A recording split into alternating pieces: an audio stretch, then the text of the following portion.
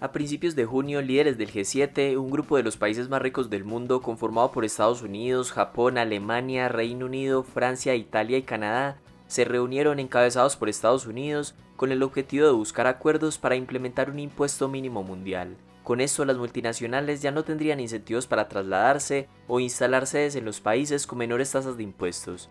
Y efectivamente, luego de las reuniones, los ministros de finanzas de estos países alcanzaron un acuerdo para fijar un impuesto mundial de al menos el 15%. De modo que las preguntas son estas: ¿se acabarán de esta manera los paraísos fiscales? ¿Cuál es el objetivo real de Estados Unidos con este impuesto? ¿Y por qué va a ser tan difícil que este se aplique en realidad por algunos países? Si finalmente se acuerda entre un grupo más amplio de países aplicar un impuesto global del 15%, cada país tendría derecho a completar el impuesto hasta el 15%. Por ejemplo, si una multinacional estadounidense obtiene ganancias en Hungría, donde el impuesto a las empresas es del 9%, Estados Unidos podría cobrar un 6% adicional a esa multinacional para completar el 15% acordado. A pesar de que esta medida perjudica a las multinacionales que obtienen beneficios en los paraísos fiscales o en países donde los impuestos son relativamente bajos, difícilmente se podrán eliminar los paraísos fiscales, simplemente porque una empresa seguirá eligiendo pagar un 15% si obtiene beneficios en las Bahamas que pagar un 21% en Estados Unidos o un 28% en Alemania. Según la OCDE, los países estarían recuperando entre 50 y 80 mil millones de dólares. Esto puede parecer una cifra muy grande, pero si se compara con los 6 billones de dólares de beneficios anuales de las multinacionales, solo representa alrededor del 1%. Entonces, si no se evita que las multinacionales sigan prefiriendo países con impuestos bajos, ni el dinero que recuperarían los países ricos es representativo, ¿cuál es el verdadero objetivo de Estados Unidos liderando este impuesto mundial? En realidad serían dos los objetivos. El primero es evitar, según los países del G7, una carrera hacia el fondo, o sea, una mayor competencia fiscal entre los países que los lleva a bajar cada vez más los impuestos para atraer inversiones y empresas. Y evidentemente en 1985 la media mundial del impuesto de sociedades o impuesto a las empresas era del 49%, en 2018 era el 24%. Es esta competencia fiscal la que quiere evitar Estados Unidos imponiendo un piso del 15%. Y el segundo objetivo sería que el resto del mundo se adapte a sus necesidades internas. Como se sabe ampliamente, Estados Unidos tiene un gran déficit fiscal, y en consecuencia su endeudamiento ha superado el 100% de su PIB. Además, la actual administración quiere implementar un plan para modernizar la infraestructura del país con al menos 1.2 billones de dólares. Por estas razones necesita más recursos para financiar estas inversiones, y una parte de esos recursos vendría de una subida del impuesto a las empresas en Estados Unidos del 21% actual al 28%. Este aumento pondría a las empresas estadounidenses en desventaja y algunas se verían incentivadas a trasladar sus operaciones al extranjero. Por eso ha liderado este impuesto a nivel mundial, porque si a las multinacionales se les cobra el impuesto del 15% independientemente del país, se verían menos motivadas a irse de Estados Unidos que si pagaran un impuesto del 0, del 9 o del 12% como pasa hoy en día. En pocas palabras, Estados Unidos necesita este impuesto mundial en el resto del mundo para subir con mayor confianza su impuesto internamente del 21 al 28%. Pero todo esto contando con la aplicación real del impuesto global, pues una cosa es un acuerdo verbal entre los países del G7 y otra es imponerlo ampliamente. La reunión del G7 es un primer paso, luego se trataría de negociar con un grupo mayor como el G20 y la OCDE, una organización de los países más ricos del mundo. Pero ni la OCDE ni el G20 son órganos legislativos, es decir, lo único que podrían hacer es dar recomendaciones a sus miembros. Por eso, a pesar de que se llegue a un acuerdo, faltaría que cada país lo aplique y que cambien sus leyes. Algunos países podrían enfrentar oposición interna frente a estas políticas.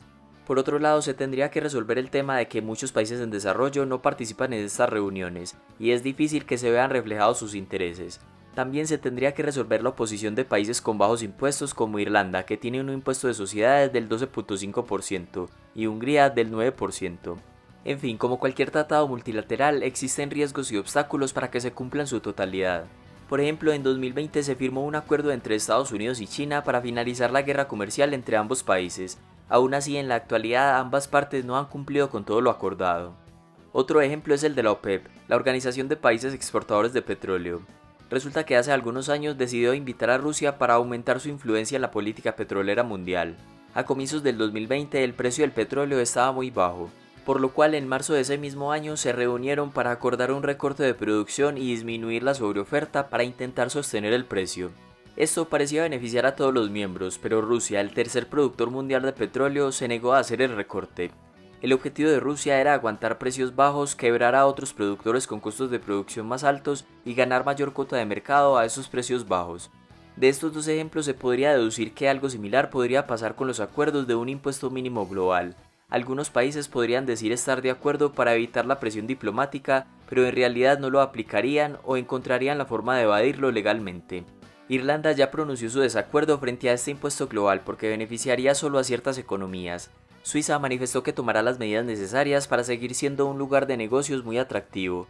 Y los Países Bajos, a pesar de contar con un impuesto corporativo del 25%, tiene múltiples tratados fiscales con otros países que permite de una u otra forma a las multinacionales encontrar maneras de evitar legalmente altos impuestos.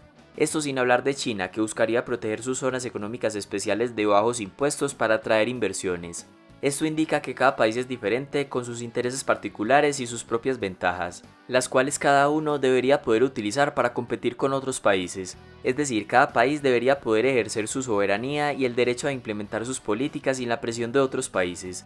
Si se mira el caso de Irlanda, por ejemplo, es un país que ha utilizado impuestos bajos para resultar más atractivo a la inversión, lo cual es válido y legítimo sobre todo para una pequeña economía periférica.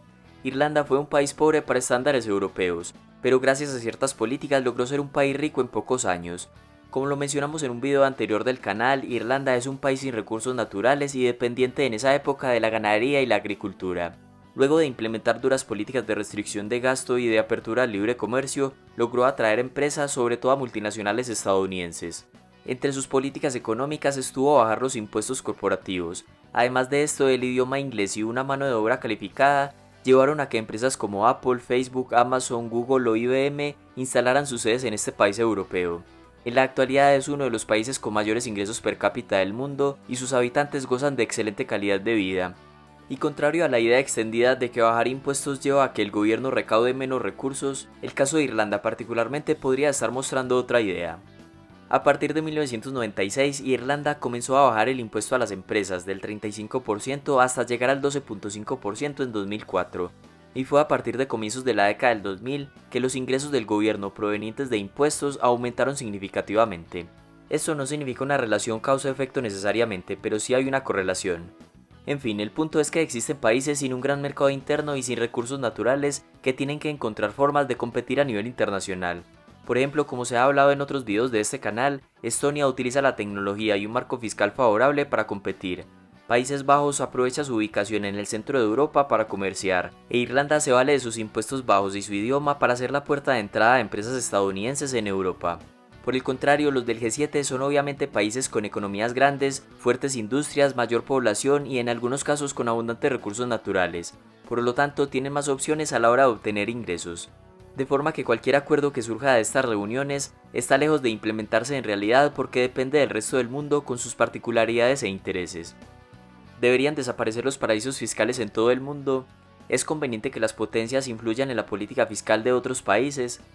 Hasta acá este video y recuerda que puedes dejar tu opinión en los comentarios.